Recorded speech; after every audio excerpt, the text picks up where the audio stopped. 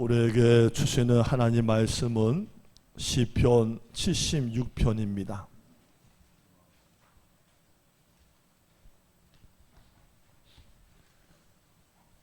시편 76편.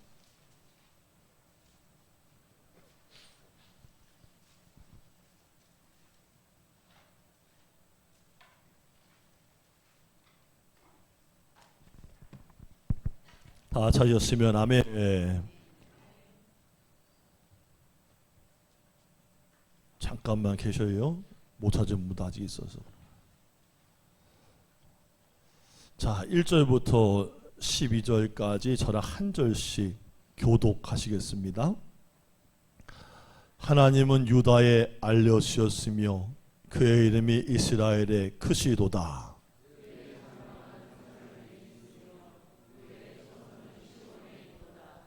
거기에서 그가 화살과 방패와 칼과 전쟁을 없이 하셨도다. 셀라.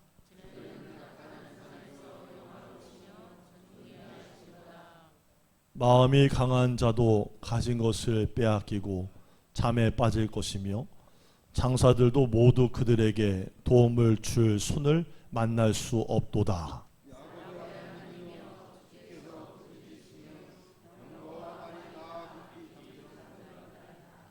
주께서는 경외받을 이시니 주께서 한 번 노하실 때에 누가 주의 목전에 서리이까.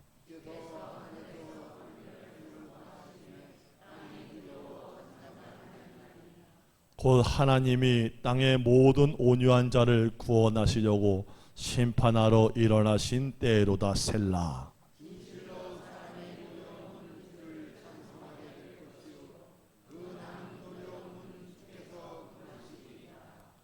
너희는 여호와 너희 하나님께 서원하고 갚으라. 사방에 있는 모든 사람도 마땅히 경외할 이에게 예물을 드릴지로다. 함께 있습니다. 그가 고관들의 길을 꺾으시리니 그는 세상의 왕들에게 두려움이시로다.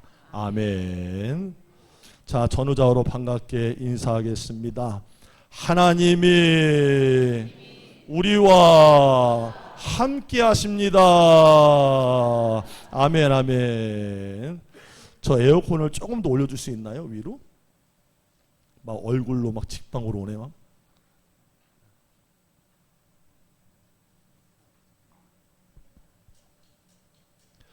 어느 분이 오랜 시간과 공을 들여 책자를 내셨다고 해서 들춰봤더니요, 통계 내용 하나가 눈에 들어오는 거예요. 무종교 시대의 청년층이 80%가 설문에 답을 했는데 나는 종교가 없습니다 라고 했다는 거예요. 가면 갈수록에 자기가 주인이라는 의식이 팽배해지면서 그 어느 것도 믿지 않는 탈종교화 시대, 무신앙의 시대로 접어들었다고 할 수 있어요. 흔히 하나님을 믿지 않는 사상을 우리가 엔티즘이라고 그래요. 무신론, 무신앙이라고 그래요. 하나님 존재를 부정하는 거죠. 무신론자들은요, 세상에 어디에도 신은 없다, 증거는 없다고 말을 해요. 그 대표적인 것이 오래전 나왔던 클린턴 리차드 도킨슨이 쓴 만들어진 신이라는 책에서 이 도킨슨이 주장하는 게 뭐냐면, 하나님은 거의 확실하게 존재하지 않으며 종교적인 신앙을 갖는 것은 착각에 불과하다라고 주장을 했어요. 그러나 실은요, 이런 주장은 별로 그렇게 위협적이지 않아요. 왜일까요? 하나님께서 살아계시다는 증거, 변증을 확실하게 하면은 그들도 굴복하기 때문이에요. 그런데 진짜 위험한 무신론자들은 따로 있어요. 바로 실천적인 무신론자예요. 이 얼마나 위험한지 몰라요. 이 사람들은요, 교회에 들어와 있어요. 그리고 그 가운데는요, 목회자 자녀들도 많이 있습니다. 교회도 들어와 있고 교회도 다녀요. 모임에도 참석을 합니다. 그런데 하나님을 믿진 않아요. 하나님을 자기의 인식의 방식대로 축소해서 믿고 성경 자체를 믿질 않아요. 그러다 보니까 교회는 모여있는데 교회에서 종교적인 토론을 하고 인문학적인 철학적인 책들을 가져와서 하나님의 존재를 무시하는 발언들을 서슴없이 교회 모임에서 하고 있습니다. 그러니까 자기 마음대로 살아가는 거죠. 문제는 이런 사람들이 우리 주변에 의외로 많이 있다는 거예요. 사하라의 불꽃이라는 책을 썼던 샤를르 푸코는요, 예수님을 인격적으로 만난 다음에 캐톨릭으로 귀해서요, 수도사로서 사하라 사막에서 원주민 선교를 감당하다가 순교한 사람인데, 그는 자신의 영적인 숙이라고 할 수 있는 사하라의 불꽃의 책에서 이런 질문을 던지고 있습니다. 하나님을 믿는 그리스도인에게 가장 어려운 것이 무엇인가? 아마 사람마다 답변이 제각각일 수 있는데 그는 스스로 이렇게 대답을 해요. 하나님을 믿는 크리스찬에게 가장 어려운 것은 하나님을 믿는 것이다. 참 전곡을 찌르는 말이에요. 이게 얼핏 들으면 말장난 같은데 우리는 그 말이 무슨 뜻인지 잘 압니다. 오늘 우리가 함께 읽은 시편 76편이 바로 우리가 하나님을 믿는다는 것이 어떤 것인지에 대해서 묻고 있는 시편이에요. 이 시편이 둘로 나뉘는데 1절까지 6절은 하나님께서 유다와 이스라엘에게 알려주셨다라는 것을 말하고 있고 7절에서 12절은 알려주신 그 하나님이 바로 경외를 받으실 이시라고 노래하고 있는 거예요. 이 시편이 가장 먼저 하나님께서 유다에 알려주셨다 선포로 시작되는데 1절 말씀을 같이 한번 읽어볼게요. 1절 말씀 시작.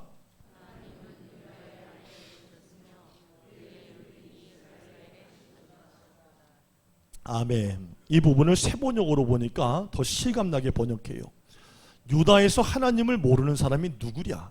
그 명성과 이스라엘 모은 땅에서 드높으시다. 이게 무슨 말이에요? 유다와 이스라엘에서 하나님을 모르는 사람이 있겠느냐? 다른 얘기를 하면 다 하나님을 안다는 거예요. 눈을 뜨세요. 눈을. 할렐루야. 여러분 영적으로 자면은요 졸려요. 눈을 뜨세요. 제가요 여러분들이 가만히 보면요 자는 사람은 자 계속 습관적이에요. 눈을 뜨셔야 돼요. 눈을 뜨셔야 돼요. 영이 자면은 육도 잔다고. 눈을 뜨셔. 하나님을 다 알고 있다 이거예요. 하나님이 어떤 분이냐? 그들에게 가장 잘 알려진 사건은 출애굽 사건이에요.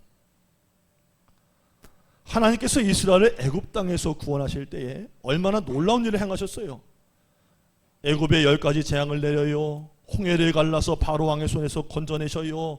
출애굽기 14장 31절에 보니까 이렇게 말합니다. 이스라엘이 여호와께서 애굽 사람에게 행하신 그 큰 손, 큰 능력을 보았으므로 백성이 여호와를 경외하며 여호와와 그종 모세를 믿었더라. 할렐루야. 하나님의 손을 본 사건이 어디 한두 개냐 이거야. 이 출애굽 사건을 통해서 하나님은 이스라엘만이 아니라 애굽과 그 주변 나라들에게 다 알려졌다는 거예요. 여러분 이것이 1절이 그걸 얘기하고 있는 거예요. 여러분 제가 수요일마다 지금 강의하고 있어요. 설교. 여호수아 강의하고 있지요. 오긴 오는데 뭘 하는지 잘 모르겠는 거예요. 여호수아 강의하고 있어요. 이 여호수아에 보면요 2장에 이스라엘의 정탐꾼들이 둘이가 라합의 집에 들어갔는데 라합이 그들한테 이런 말하는 장면이 나옵니다. 너희가 애굽에서 나올 때 여호와께서 너희 앞에서 홍해물을 마르게 하신 일과 너희가 요단 저쪽에 있는 아모리 사람들의 두 왕 시온과 옥에게 행한 일, 곧 그들을 진멸시킨 일을 우리가 들었다. 우리가 듣자 우리의 마음이 곧 녹아내렸고 너희로 말미암아 사람들이 정신을 잃었나니 너희의 하나님 여호와는 하늘에서도 아래는 땅에서도 하나님이시니라. 할렐루야. 온 천지의 하나님을 내가 들었다. 이스라엘만이 아니라 주변 나라에도 하나님이 다 알려지게 됐다는 거예요. 더 놀라운 것은 그 위대하신 하나님이 지금 이스라엘과 함께하고 계시다는 사실이에요. 자, 자, 본문의 2절과 3절 말씀 같이 한번 읽어봅니다. 시작.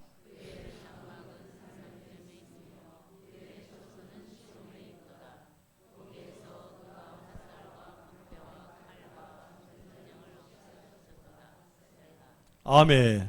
자, 살렘이 나오죠. 살렘. 나와요, 안 나와요? 나와요. 나와야 성경이요. 안 나오면 몰몬경이요.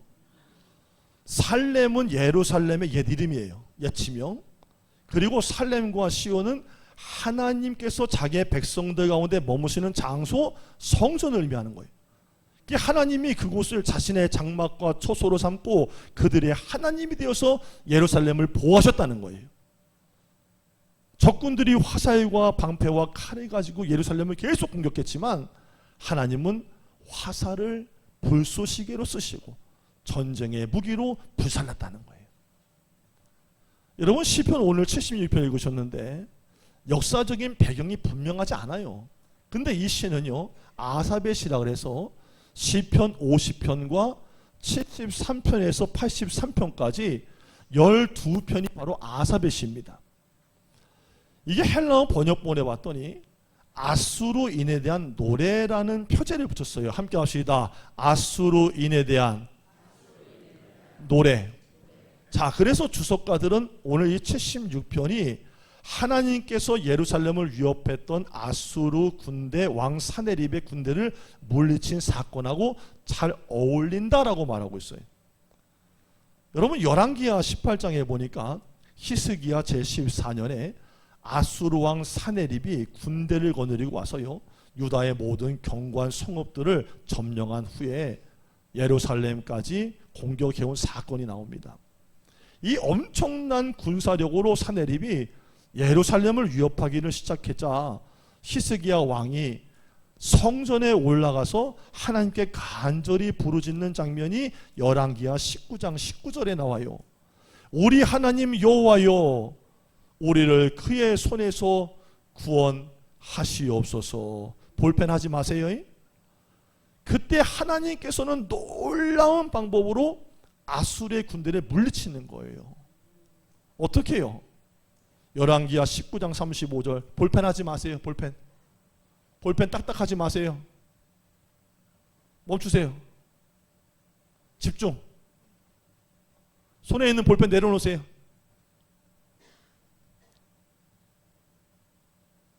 하나님께서 그날 밤에 사자를 보내셔서 아수르 군사 18만 5천 명을 죽이셨다고 성경은 말을 해요. 그때 뭐라고 표현하냐? 송장으로 만들어버렸다는 거예요. 그런데 하나님이 칼을 썼다는 내용이 없어요. 창을 썼다는 내용이 없어요.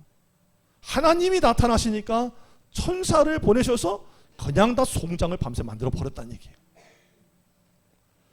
깜짝 놀라가지고 그 길로 니느웨로 돌아갔는데 얼마 후에 신하들의 칼에 맞아 죽는 장면이 나와요. 그래서 오늘 본문 시에는요, 4절에서 6절에 주는 약탈한 산에서 영화로우시며 존귀하시도다. 마음이 강한 자도 가진 것을 빼앗기고 잠에 빠질 것이며 장사들도 모두 그들에게 도움을 줄 손을 만날 수가 없도다. 야곱의 하나님이여, 주께서 꾸짖으심에 병거와 말이 다 잠들었나이다. 이게 바로 열왕기하 19장의 사네립을 없애버린 하나님의 기적의 손을 이야기하고 있는 거예요. 그렇습니다. 하나님이 이렇게 전쟁에서 이기게 하심으로써 유다와 이스라엘에게 자신을 알리셨다는 거예요. 따라서 하나님이 어떤 분이신지에 대해서 이스라엘은 오해할 여지가 아예 없어요. 그들은 애굽에서 우리를 구원하신 하나님, 전쟁에서 우리를 건져내신 하나님을 믿을 수가 있게 되었던 거예요. 자, 여기까지는 이스라엘, 유다, 온 세상에 통찰하시는 전능한 하나님에 대한 기사인데, 근데 여기서 우리가 이런 질문을 할 수가 있어요. 그러면 이스라엘이 아닌 우리에게도 함께 합시다. 그러면 이스라엘이 아닌 나에게도 하나님이 그렇게 알려지셨냐는 거예요. 나에게도. 우리는 출애굽을 경험하지 못했어요. 하나님께서 개입하셔가지고 전쟁에 이긴 것도 우리는 단 한 번도 본 적이 없어요. 더군다나 요즘 교회에서는요, 기도하고 병이 나았어요, 하나님의 손의 능력을 체험했어요, 신비한 체험을 했습니다 하는 이야기를 좀처럼 들어보기 어려워요. 근데 간혹 있어요. 간절한 영혼을 하나님께서 만져주시고 치료하세요. 믿으면 아멘. 있어요. 그런데 예전만은 안 하다는 거예요. 요즘에는 흔치 않다는 거예요. 그렇다면 오늘 나에게, 우리 자녀들에게 하나님은 어떻게 알려주셨냐라는 거죠. 여러분들 간혹 지인들 전도하다 보면은 그런 경험할 거예요. 어떤 사람은 하나님을 보여봐라, 그럼 믿겠다. 천국 지옥 너는 봤냐? 나는 봐야 믿겠다. 그런 게 있어? 죽어봐야 알지? 이렇게 이야기하는 사람도 있어요. 있어요. 있지요. 여러분 전도지 뒤밀고 이렇게 전도하면은 아멘 그래요? 바로 따라갈게 그럽니까? 아니요. 별소리 다 합니다. 말도 안 되는 소리 이렇게 해요. 보여줘봐, 내가 믿을게, 내 주먹이 세, 하나님이 세. 별 희한한 사람들 많아요. 그렇게 말하는 사람은 정말 하나님을 보여주지 못해서 믿지 못하는 걸까요? 그렇지 않아요. 여러분 하나님에 대한 경외감을 회복하셔야 돼요. 교회 다니는 우리부터가요, 하나님 경외감을 회복해야 돼요. 믿으면 아멘. 여러분 제가 지난번에 모임이 있어가지고요, 전라도 지역의 지리산 쪽에 갔었어요. 우리나라에서 유명한 절이라는데 거기로 가려고 했던 게 아니라, 또 자다가 들으면 큰일 나, 또 목사님이 또 절에 가서 예배를 드릴 때 뭐 이상한 소리 하지 말라는 거예요. 나가서 다들 끝까지 다 들으라는 거예요. 같이 합시다. 사람 말은 처음부터 끝까지 다 들어봐라. 목사님 뭐 절에 갔는데 예배인도 했다고, 또 어떤 사람이 또 그런다고, 또 조심해야지. 갔는데 엄청 큰 절이요. 우리나라에서 진짜로 그 따지는 본산 중에 하나인 큰 절에 갔어요. 그 지나가는 길이기 때문에 어쩔 수 없었어요. 대웅전 쪽에 문이 열려 있고 한쪽으로 들어가고 가운데 문은 못 들어가요.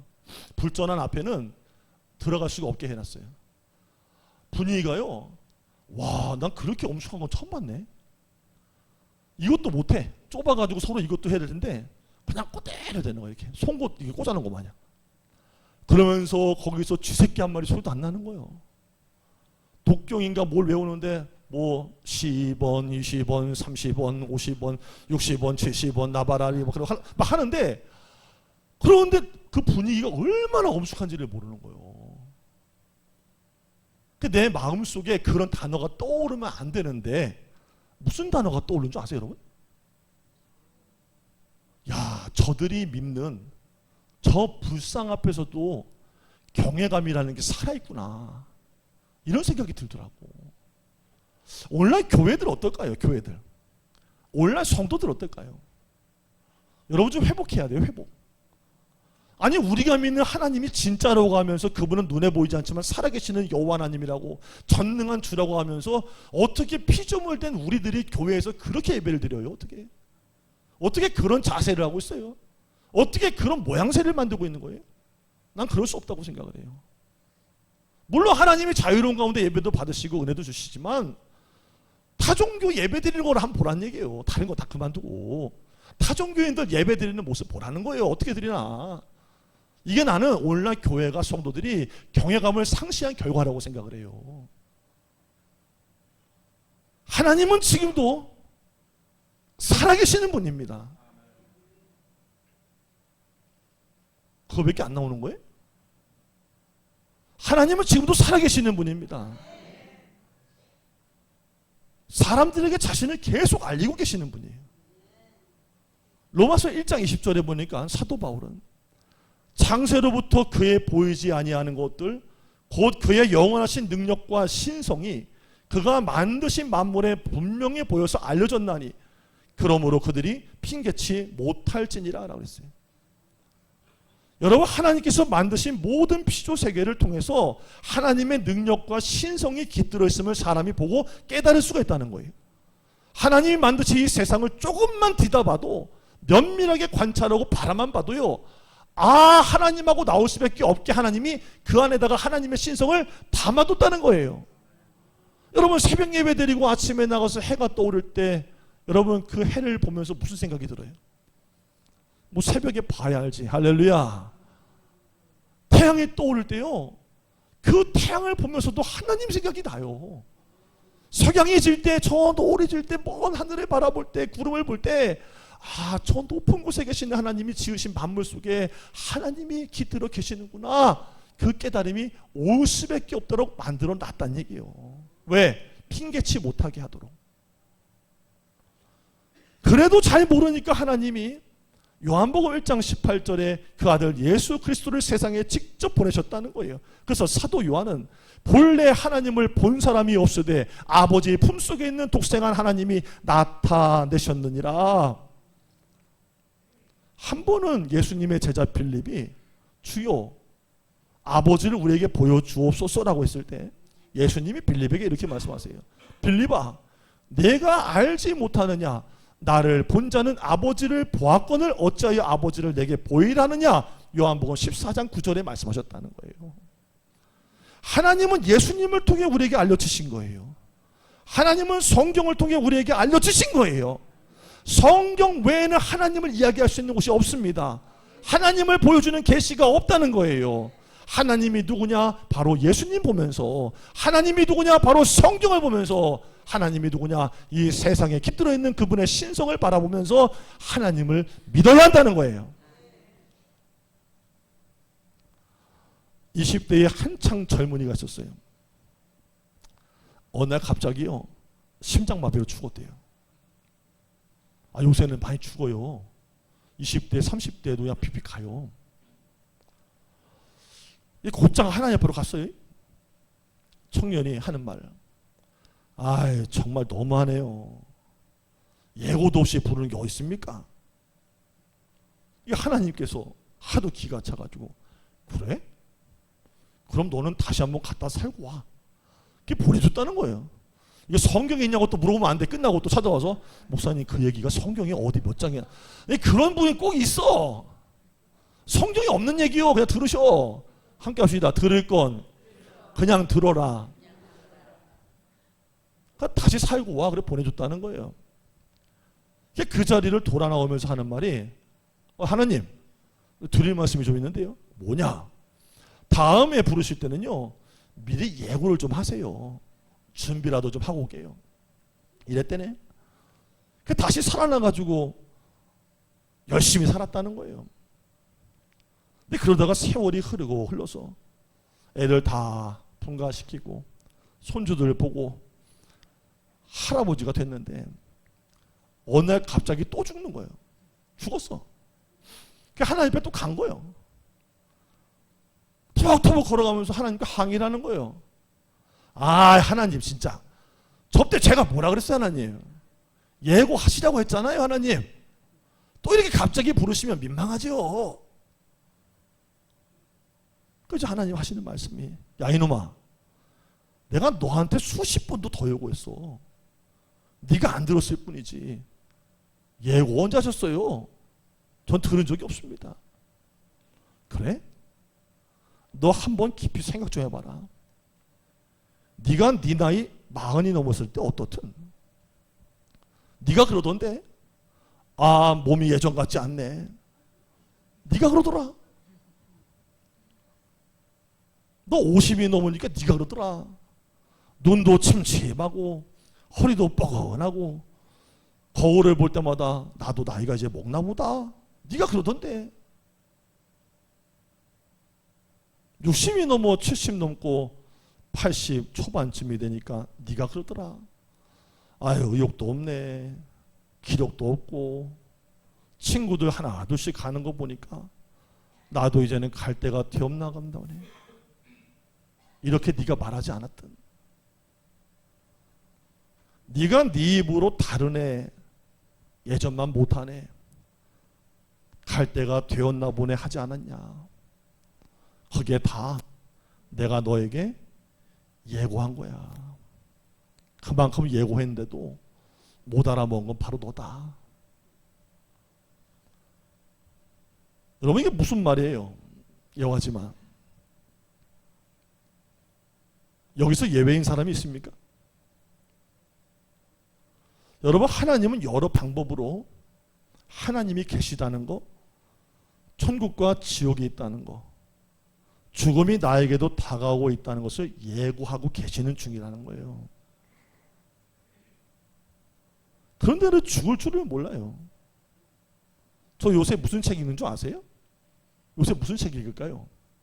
한 5권 정도 주문을 했어요. 요새 죽는 책만 계속 읽어요. 죽음 뭐, 죽음 뭐, 죽음 뭐. 같이 합시다. 나의 죽음을 떠올려야 인생이 선명해집니다. 죽을 줄을 모르는 사람은 살 줄도 모르는 거예요. 죽음이 뭐냐는 걸 알아야 삶도 하는 거예요. 자기 얘기가 아닌 거예요. 이번 주간에 장례 치러봤잖아요. 홍유철 집사님. 여러분, 홍 집사님에 대한 기억이 다 있지요? 얼마나 안 친함이 없다는 거예요. 다 있단 말이에요, 기억이. 그분 만나서 교회에서 대화 나누던 거, 허허허 하던 거, 고기 구워 먹던 거 다 추억이 있다는 거예요. 근데 그분도 그렇게 가셨어요. 또 누가 가셔요. 이건 나만 안 가는 게 아니라 다 가는 거예요. 나의 죽음을 모르고 하나님이 계시다는 것도 멀찍하게 느끼면서 살아가는 누군가는 그게 문제라는 것을 모르고 있는 거예요. 왜? 여러분, 인생은 그대로 가는 거예요. 요양원 갔어요. 못 일어나요. 치료가 안 된대요. 가족들 준비하래요. 그러면 그냥 그렇게 가시는 거예요. 그러면 태우는 거예요. 영혼은 가는 거예요. 이게 뭐가 문제냐? 살아온 삶의 순간을 살펴야 한다는 거예요. 하나님은 나에게 알려주신 분인가? 나에게 관계가 되는 분인가? 함께 합시다. 나는 하나님과 관계가 있나? 자, 있다고 믿으시는 분만 아멘. 하나님이 여러분을 아세요? 여러분도 하나님을 아세요? 그러면 관계가 있는 거예요. 하나님은 우리를 구원하시고 심판하고 기다리고 계시다는 것을 얼마나 많이 보여주는지 몰라요. 그런데도 믿지를 못하면 그건 누구의 문제냐? 나의 문제예요. 첫 번째, 하나님은 다 알려주신 분이다 그랬어요. 여러분과 저에게도 그 하나님이 알려지기를 축원합니다. 자, 두 번째는요, 7절입니다. 7절 말씀 같이 읽습니다. 시작.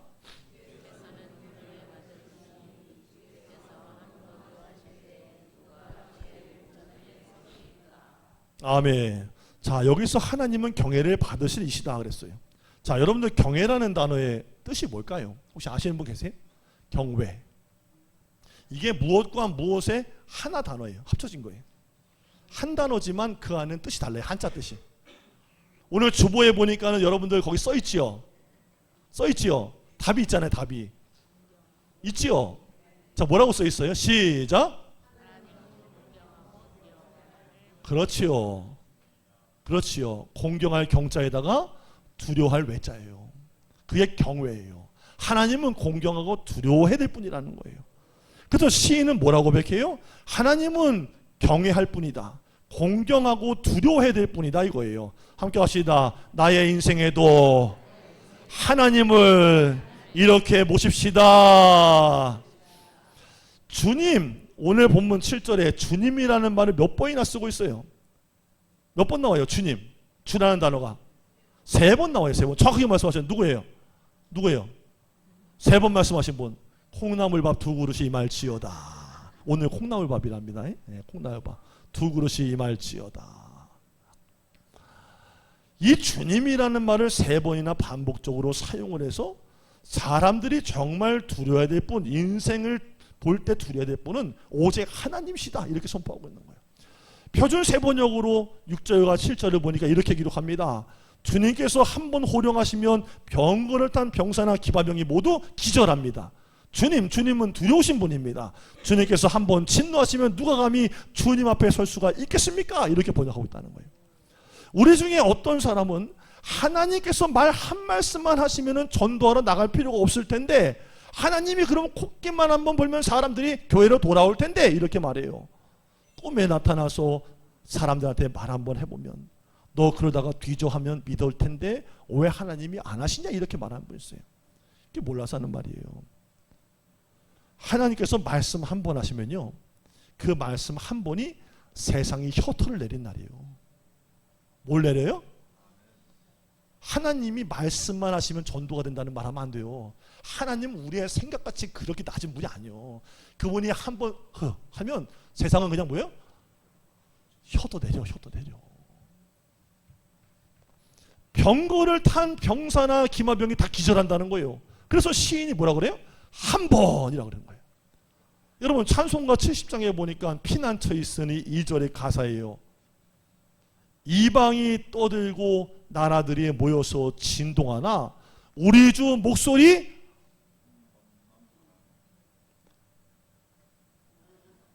한 번만 바라면 천하의 모든 것 망하겠네.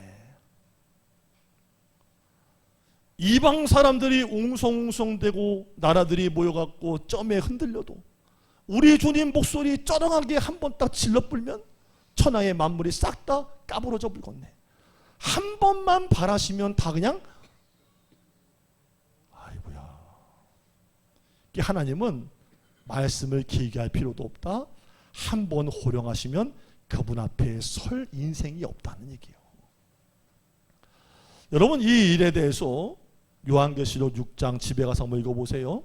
15절에서 17절은요 하나님을 이렇게 설명해요. 땅의 임금들과 왕족들과 부자들과 모든 종과 자유인이 굴과 산들의 바위 틈에 숨어서 산들과 바위에게 말하되 우리 위에 떨어져 보호자 신이의 얼굴에서와 그의 어린 양의 진노에서 우리를 가리라. 그들의 진노의 큰 날이 이뤘으니 누가 능히 서리요. 이 말을 풀어하면 산과 바위가 자기 위에 떨어지면 어떻게 하냐는 거예요. 무서운 분들이요. 바위가 자기 위에 떨어진다는데 그냥 눈을 동그랗게 뜨고 그냥 있는 거예요. 바위가 내 위에 떨어지면 어떻게 하냐는 거예요. 그냥 죽으면 되는 거예요? 이 그 얘기요. 하나님의 심판대 앞에 서는 것보다 바위가 내 위에 떨어지는 게 낫지 않겠냐는 거예요. 함께 합시다. 장차 그분의 심판대 앞에 섭니다. 하나님께서 온 세상을 다스리고 모든 사람을 이끄시는 것은 사실 이렇게 쉬운 일이에요. 말씀 한마디면 끝이요. 근데 우리 인간들이 그것을 도저히 감당할 수 없기 때문에 하나님이 그냥 기간을 두고 인내하시고 참고 지켜볼 뿐이라는 거예요. 근데 사람들 별말 다 하죠. 요새 인터넷, 신문, 방송, 강의, 책에 보면요 정말 겁이 없더라고. 막 논리적으로 설명을 하는 거예요. 하나님이 왜 없는지, 교회가 왜 필요가 없는지, 말씀이 왜 짜집긴지라고 설명을 막 해요. 그러면서 나중에 결론이 뭐냐? 어떠십니까 여러분? 하나님? 이건 우리를 구속하는 겁니다. 종교는 속박이에요. 이러고 끝냅니다. 누가 들으세요 그걸? 누가 들으세요? 다 하나님 듣고 계시는 거예요. 여러분 집에서라도 행여나 부부끼리 같이 있어도요 그런 소리 하지 마요. 큰일 납니다. 하나님 있지 아니하십니다. 하나님이 어디냐? 죽으면 그만이지. 다 사람이 만들어낸 거지. 설하지. 큰일 나요. 자 8절 말씀 같이 한번 읽어봅시다. 시작.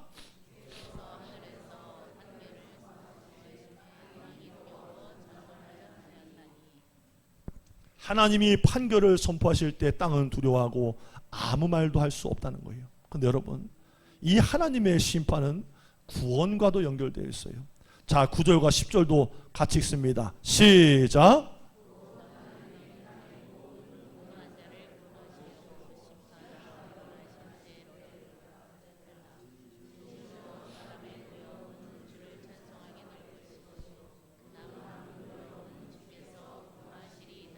아멘.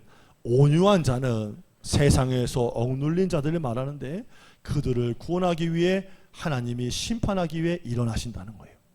이게 지난 주일날 시편 75편에서 말하는 정한 기약이 이르면 내가 바르게 심판하리니 말씀과 연결되어 있어요. 하나님의 심판 앞에 사람들의 분노는 오히려 주님의 영광을 더할 뿐입니다. 사람들의 수군거림과 하나님을 모욕함은 하나님의 영광을 더 크게 만들 뿐입니다. 하나님이 그것들을 도구로 사용하시는 거예요. 이스라엘의 역사를 살펴보면 이 말씀이 진리라는 것을 알 수가 있는데, 애굽이든 골리앗이든 아수르든 모두 하나님을 강력하게 대적했지만 그들은 다 무너지고 말았다는 거예요. 대적자가 강하면 강할수록 그들이 분노해서 하나님을 대적하고 조롱하면 조롱할수록 오히려 하나님의 영광은 더 크게 드러난다는 거예요. 그들이 아무리 높다고 한들 결국 땅에 있는 자 피조물에 불과하기 때문에 하나님이 그들을 다 무너뜨리고 조용하게 만들 날이 오고야 말 것이라는 거예요. 그래서 이 시인은 끝으로 11절과 12절 마지막에 이렇게 권면합니다. 시작.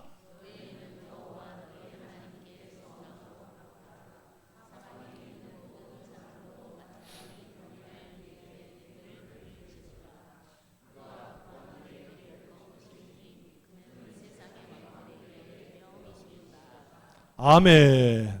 여러분, 서원한 것을 갚으라는 말은, 이 예물을 드릴지라는 말은요, 교회에다가 헌금을 더 많이 하라 그런 말 아니에요. 하나님 앞에 나와서 하나님을 전심으로 예배하라는 거예요. 함께 합시다. 하나님께 전심으로 예배하라. 세상에 있는 모든 사람이 다 그렇게 한다는 거예요. 혹시 여러분 하나님께서 지금도 살아계시다는 걸 믿는다고 고백했지요? 만약 이게 진짜 믿어진다면 이 땅의 삶이 전부가 아닌 삶에서 여러분들이 벗어나서 하늘의 가치를 따라 살 수 있게 되는 거예요. 하나님이 정말 살아계시고 우리를 주관하신다면 자신만 알고 이기적으로 살지 않아요. 이 땅에 팍 파묻혀가지고 그렇게 육신적으로만 살지 않아요. 고난 중에도 두렵지 않고 그 하나님이 나와 함께 하시니 믿음 지키고 끝까지 걸어갈 수 있다는 거예요. 그 위대하신 하나님이 교회와 여러분 자신을 거처로 삼았다는 말씀을 위로로 삼게 되기를 축원합니다. 그러므로 우리가 대적을 공격을 두려워할 필요가 없습니다. 하나님께서 우리의 몸을 거처로 삼으시고 우리를 성전 삼아서 함께 하시는데 누가 우리를 대적하며 넘어뜨리고 끊을 수 있다는 말이에요. 여러분, 결론적으로 이 하나님, 알려주신 하나님, 위대한 심판의 하나님 믿는다는 것은요, 라틴어로 봤더니 크레도라 그래요. 같이 해봐요. 크레도.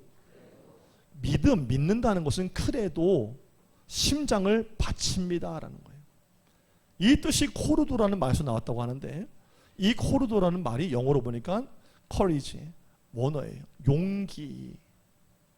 우리가 나는 하나님을 믿습니다, 사도신경에서 고백하는 것처럼 내 의지와 생각과 내 감정보다 더 깊은 삶의 중심, 다시 말해 내 심장을 바치는 용기가 있는 일이 바로 믿음입니다, 이 얘기예요.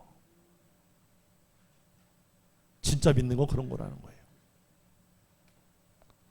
예수님 잘 믿읍시다. 내가 믿게 되기를 주의 이름으로 축원합니다. 기도하겠습니다. 하나님은 모든 인생의 경외를 받으시기에 합당하십니다. 우리들의 마음과 삶의 태도를 겸손케 하셔서 하나님의 영광과 존귀를 드러내며 살게 하여 주옵소서. 예수님의 이름으로 기도드립니다. 아멘.